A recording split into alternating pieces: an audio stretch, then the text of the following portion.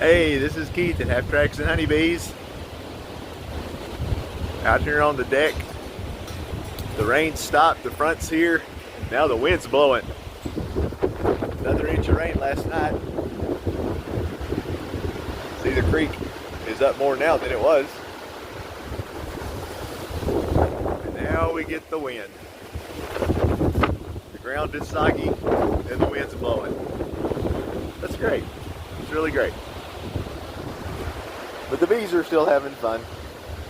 Put out a little sugar syrup for them. Hello, ladies.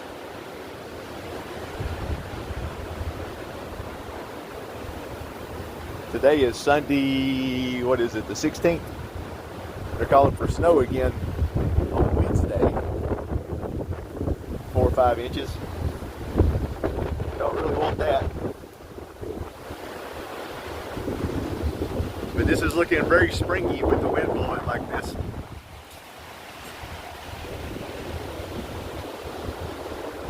Winter just don't want to give up quite yet.